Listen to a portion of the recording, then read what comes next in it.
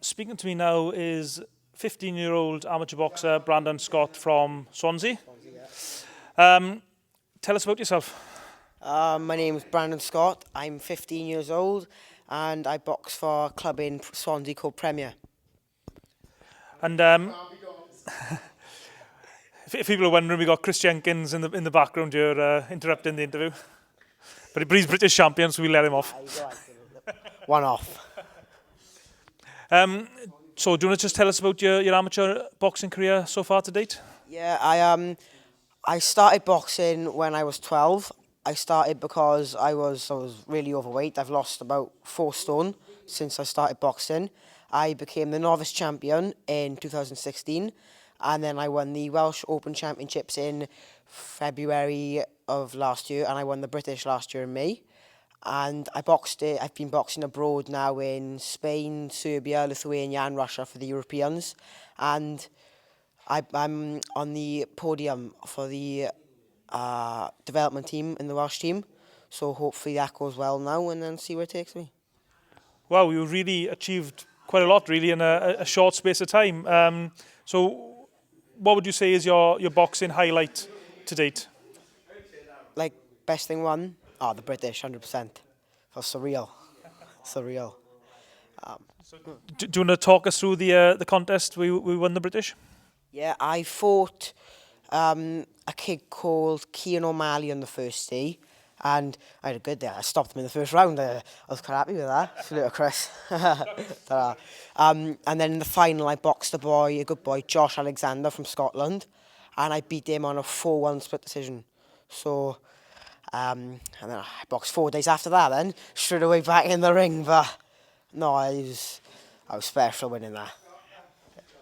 A lot of people who maybe only watch professional boxing don't realise sometimes in the amateurs you might have to fight 2 or 3 times within a week. What's that like? It's hard because you train so hard for a fight, even in amateur, you train so hard for a fight, and if you're fighting a few days after, a week after, you have to get straight back in the gym, you know what I mean, you have to get straight back sparring on the Monday, then you have to simmer it back down, and then you can have your break up when you know you haven't got to fight for a while, at the end of the season. That's why amateurs have seasons, so you can have, there's a set period where you can have a rest. So what's your ambitions in boxing? Well, go as far as I can go, really. I'd like...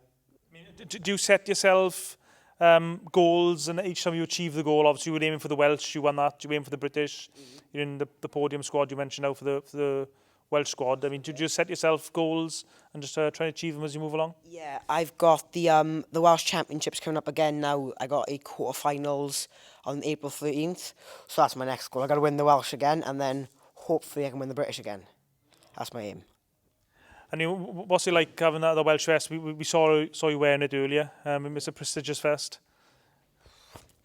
Well, wearing the Welsh, it was a big achievement for me because where I came from, I never thought I could do it.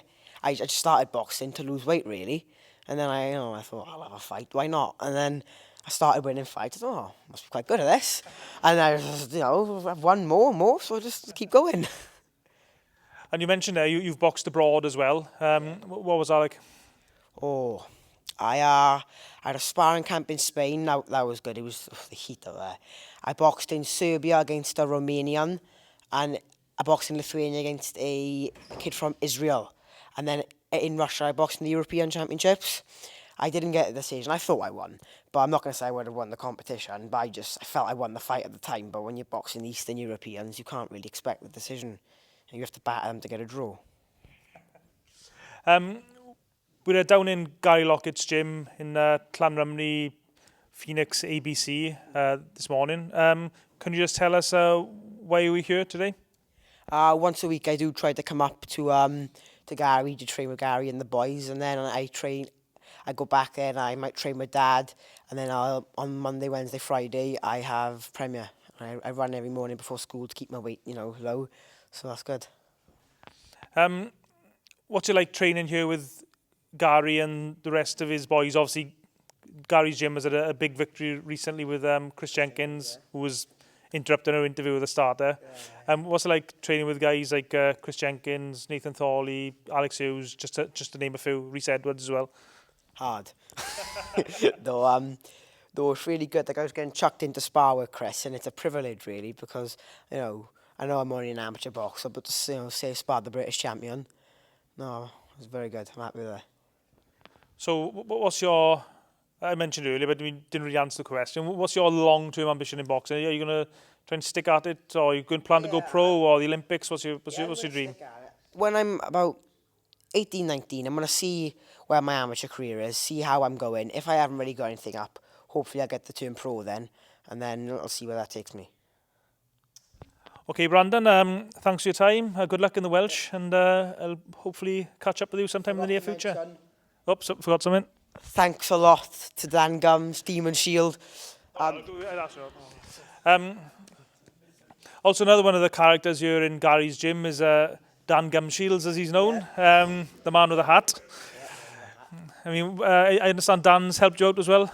Yeah, Dan saved me from having bucked up teeth, and I found out I was having Dan as a sponsor for me with the Gum Shield, and then, well, I was very happy because, Dan's Gum Shields are the best on the market, so I was very happy when I found out they had him to sponsor me.